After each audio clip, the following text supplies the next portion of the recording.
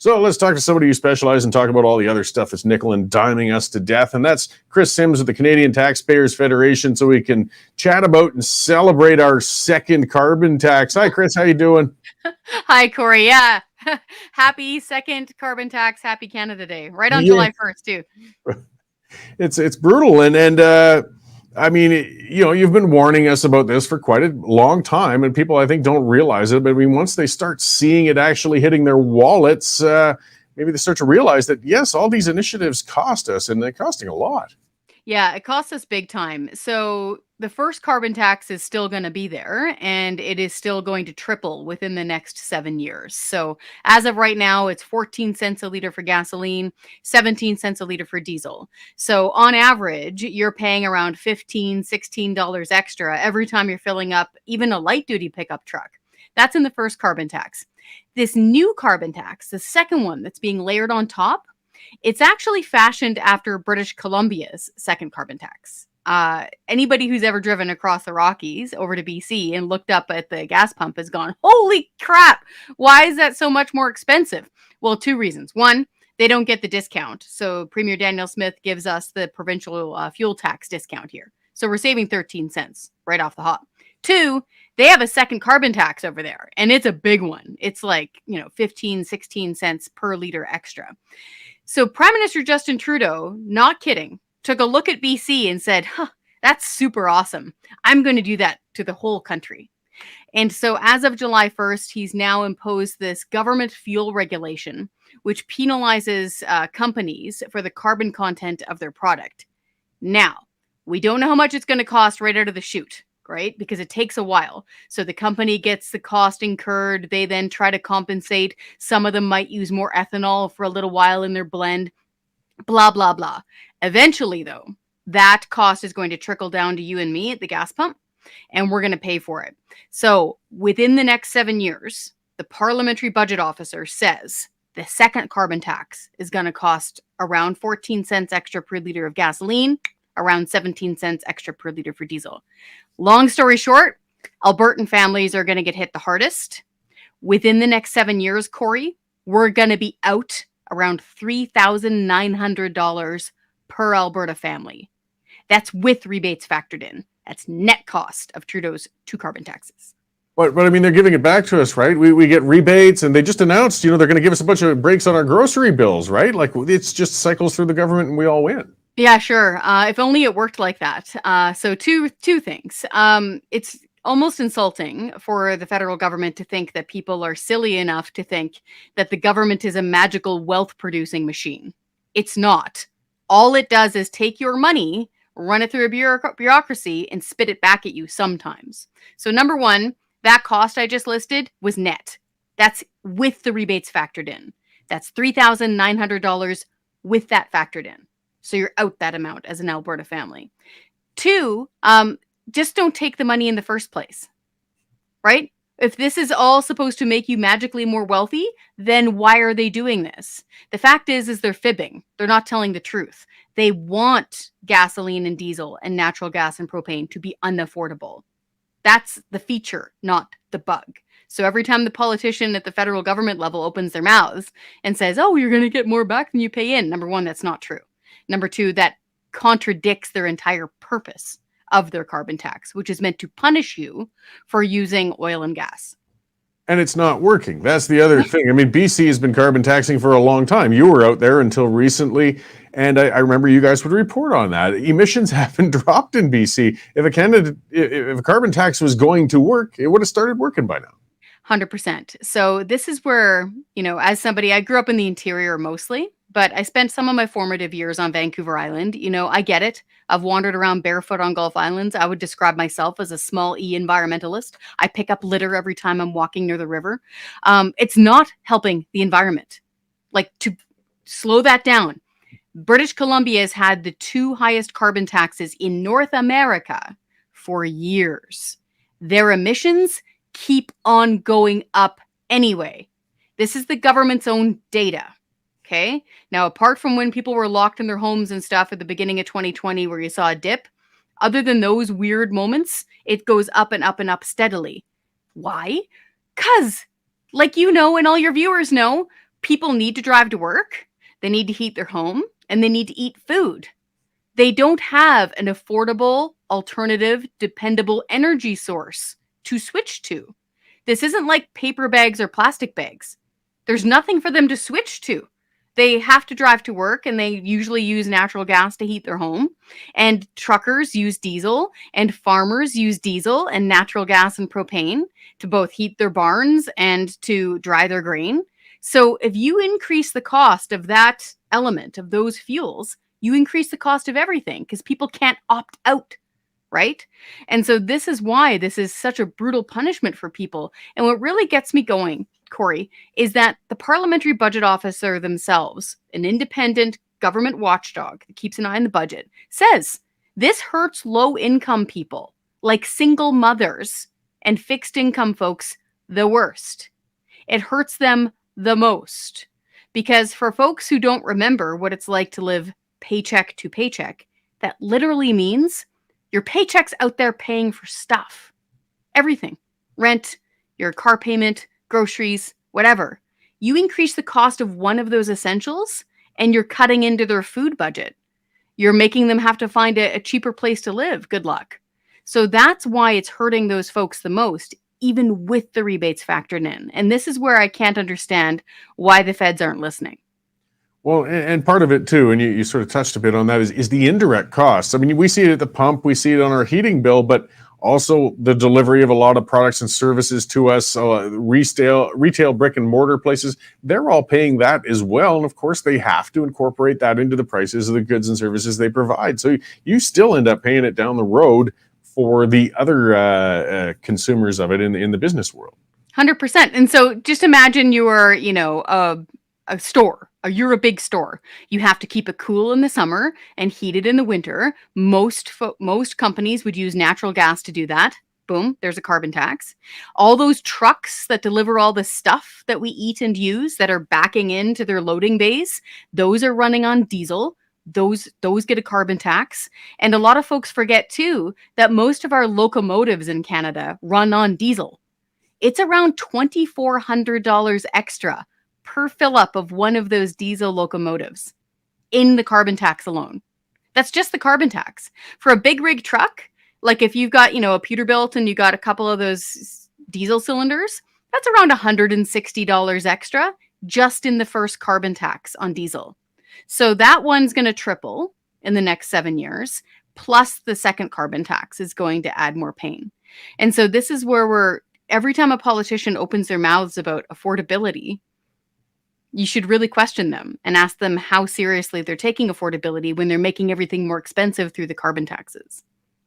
So something Dave mentioned before, and what you and your organization just put out in a release, though, is this carbon tax isn't being applied equally across the country. It appears that we've got a special province that, unsurprisingly, to be honest, is getting a break on it. Guess which one? It's the province of Quebec. I know your viewers are shocked. I can tell at the Western Standard. So what's interesting here, Cory, is that this is now getting really highlighted because up until July 1st, Atlantic Canada had a cap and trade deal.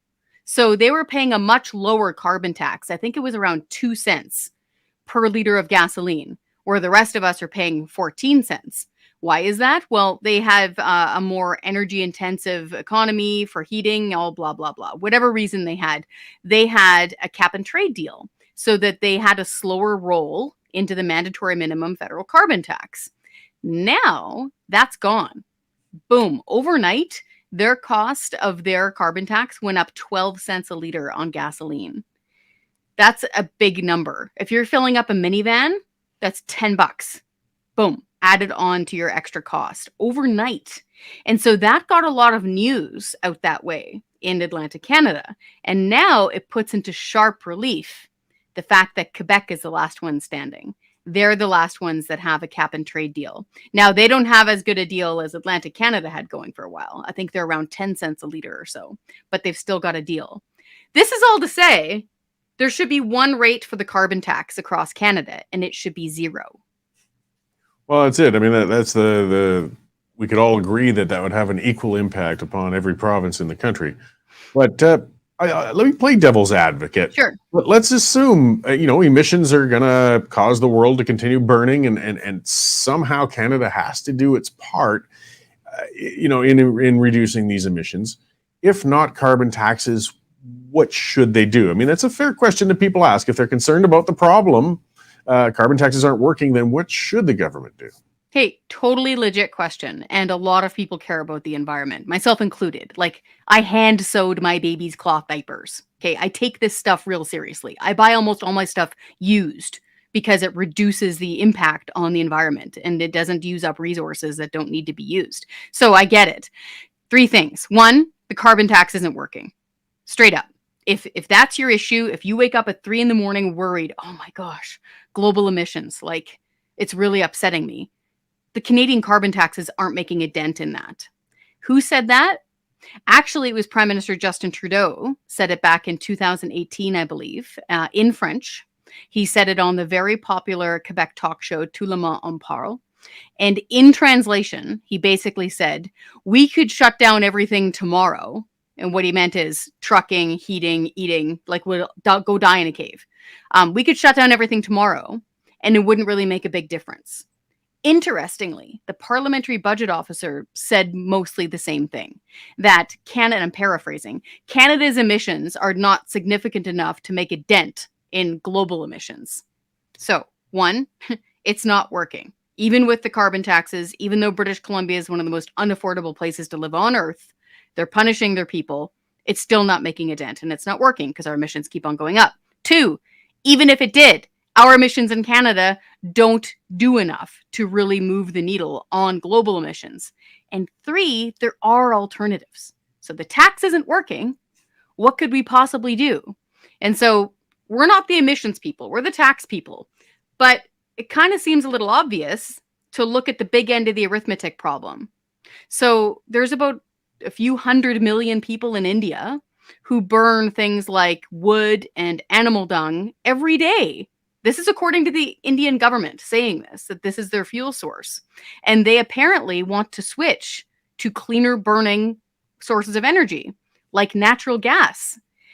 We've got a lot of that. So why doesn't the government look at doing that to really tackle the big end of the arithmetic problem when it comes to global emissions and heavy pollutants? Why not ship them cleaner energy instead of punishing people here in Canada for driving their minivans and buying groceries? Well, and if we exported some nice clean liquid natural gas and increase that, they could get some tax revenues and they could apply that to, say, the unclean drinking water on First Nations reserves, right? Or planting more trees in areas where the fires did burn things. Crazy concepts, but I mean, they still can't seem to get off the idea that taxes can actually fix things. Then this is the thing. Number 1, we knew they wouldn't. We were warning them years ago that this wouldn't work. We have a perfect lived example in British Columbia that this does not work. Okay. Even if they try to trot it out and say it'll be revenue neutral, governments are going to government and they're going to cook the books, which is exactly what they did in British Columbia. It was only revenue neutral for a few years before they started skimming. Okay. So we know it doesn't work. We know it's making people poorer. We know it's driving up the cost of living, and we know it's not helping the environment. So, folks, we need to rework this. We need a different approach, and taxes are not it. Well, I knew you guys wouldn't support taxes as an approach anyways, or pretty unlikely, but all the same, I do appreciate the work you guys do and bringing that to light, because Canadians don't necessarily see how they're getting it. I noticed actually a side note, I threw that out on Twitter. I see another outlet in Canada labeled you guys as an anti-tax organization. So you're anti-taxers, and boy, the games they play with the terminology. I'll put that on a t-shirt, man. Anti-taxer. We should put that in our swag shop. But it's one of those things, and I think I can't remember if it was because of the carbon tax or because of the so-called media bailout and the government funding the media that we got that label on Twitter from that. But either way, taxes, if it's either the media bailout that they're trying to do and they keep fumbling really badly like today, or doubling up on our carbon taxes, none of it works. No, it doesn't. Well, where can we continue to follow you guys and keep up with what you guys are putting out there and how to support you? Did you want to chat about Rodriguez or not? Do you want to get into the government, why it shouldn't fund journalists, or we can save that for a rainy day? What would you like? Yeah, let's do it. Okay, we'll go into overtime. Look at me wedging in on somebody else's time. I don't know who's up after me. I'll be really quick. No, that's right. All right, and it's well worth going into because that's just a whole new absurdity. The whole C18 and the way they're trying to put the screws to social media platforms. For sure. So speaking of, not working, like we pointed out, the carbon tax isn't working as they're trying to say it's supposed to. And the whole media bailout thing isn't working either. Blacklock's reporter, great folks over there, they pointed out that the rate of attrition and newsroom shutdowns didn't abate. It didn't stop with the so-called media bailout. That's the one where it's around $500 million, and it was supposed to be a cluster of subsidies and tax credits, blah, blah, that was going to other media outlets outside of the CBC. Well, apparently it didn't work as intended, number one. Number two, that's a waste of taxpayers' money. You shouldn't be spending taxpayers' money on news media, period. And number three, this is a huge conflict of interest. You cannot hold government to account if you're counting on the government for your paycheck. It's not going to work. So if you say are a reporter and $13,000 of your paycheck, your salary, is coming from the government, from Justin Trudeau's government. Now imagine yourself on Parliament Hill. You're part of the Parliamentary Press Gallery. One guy gives you 13 grand towards your salary. It might be the deciding factor whether or not you got that job, if it exists. The other guys in opposition want to scrap that program. How on earth are you supposed to call that game straight? You're not. Even if you tried, even if you did yeoman's work to try, you're a human being, and the perception of bias is going to tarnish it. And this is the problem. Not all media outlets took government money, but most of them get accused of doing so. And this, as a longtime journalist, is what upsets me personally, is that now there's a major survey that goes out every year on trust, Cory. Did you see those numbers? Oh, they're in the toilet. And okay. So a couple years ago, I was shocked to see it was over 40% of Canadians think that journalists are actively trying to mislead them. Not a typo, not a flub or a mispronunciation, not innocent mistakes, actively trying to mislead them. Cory, I checked the most recent one. It's over 60% of Canadians now think journalists are trying to actively mislead them with statements they know to be untrue. No, that's brutal. And I mean that contributes more. It's just such a snowball effect because then people stop tuning in, they stop watching, the advertising revenues drop, and on we go. And what's insidious about this social media shakedown they're trying, this is just their way of not reaching into the government coffers to try and bail these guys out. They want to reach into private industry's coffers to do it. And but it'll add to this. The government, of course, are the ones who will say whether or not you qualify for those dollars that they're going to steal from Facebook and Google on your behalf. So again, you end up, even if unconsciously, you're going to be leaning away from holding the government to account because you don't want to lose those dollars. It is a terrible, terrible mess we're getting into. It is. It's a deep and obvious conflict of interest. I'm surprised that more journalists aren't just saying so. I understand that they're scared. I've been in that position before. It's awful to have something shut down around you, like a media company, but it's not working. It's actually having, a tightening effect because, like we just said, look at that increase in lack of trust. Like, if the audience doesn't trust you, even on basic W5s, who, what, where, when, why, when, what are you doing?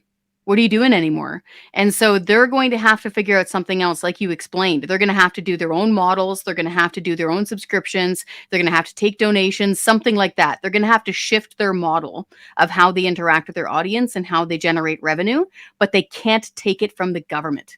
They can't take it from taxpayers because then they're going to have the perception of bias and they're wasting taxpayers' money. It's a major lose-lose situation, and we're imploring the government and mainstream media to rethink this.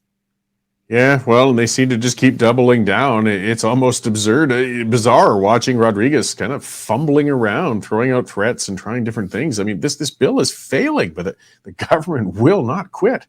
And that's where we're wincing and bracing ourselves, because the Google Facebook thing, that doesn't directly affect taxpayers, so we're just keeping an eye on it. But the Band-Aid solution, if it fails, from what he said last week, was really concerning. He said something to the effect of, we need to make sure these newsrooms stay open. I'm sorry, who's we? The federal government needs to make sure a newsroom? No, you don't. Two, and basically said, we will make sure they have the resources they need. Resources in government speak usually means taxpayers' money, which is we're saying no. So defund the media and defund the CBC. Like, not one nickel needs to go to the media. Well, you won't hear any disagreement from me. No. Well, either way, we'll see what's happening as this unfolds over the course of the summer. It gives us something to watch while Parliament's out of session, even if it's the darkest of comedy. So I guess one more time before I let you go, where can people find out about what you guys do and what how they can support you? Oh, we would love that. Head on over to our website, taxpayer.com. The best way is to actually go through our petitions list. There's something there for everybody. If you want to defund the media, like we were just saying, if you want to scrap the carbon taxes, if you want to scrap the gun grab, there's all sorts of stuff on there. Sign those specific petitions, and that way you're now part of our taxpayer standing army. And the next time there's a big bill or a piece of legislation or something to do, we will send out a major email blast to you and let you know what we can all do. And by all teaming up and speaking up at the same time and pushing back, we have a much better chance of making the changes that we want to see in the government. It's participatory. Excellent. Thanks, Kris. Well, appreciate you joining us today. I'm sure we'll be talking again soon. Thanks so much, Cory. All right, thanks. It was Kris Sims of the Canadian Taxpayers Federation. It's true, it was worth going a little longer because there's just so many things to cover. Boy, they're hitting us on all fronts. It's just a never-ending battle. This government has no interest in trying to do better. It's not interested in trying to come up with nuanced policies or actually solve problems. They just want to control and tax. And then tax is the hammer they love to use to achieve the first thing. But of course, it irreparably, well, I should say irreparably, things recover, but it damages the economy, it damages people. And then with this media mess, yes, it's damaging trust. If nobody trusts what the media puts out there, they won't tune in. I mean, we're accountable to you. If I kept feeding you a bunch of BS on this show and kept lying to you, or just putting out, shaky things, or if Dave was doing so with the news copy, things like that, our subscribers are going to say, I'm not paying to get this garbage fed to me. They will leave. We're accountable to them that way. And that's the only way you can do it. But when you force everybody, you force the whole country to contribute and put money in, then there's no accountability whatsoever. So they can feed you whatever they please. And I mean, as we said, some of them might be very honest, good journalists and stories, but once the trust's lost, they all get labeled as the parasites taking subsidies and things such as that. So everybody's losing here. Everybody's losing. And that's the final part of every story we keep talking about with these things, whether it's the carbon tax, whether it's these media bailouts, they aren't working. They aren't doing what they told us they were going to do in the first place. So why do we keep doing it?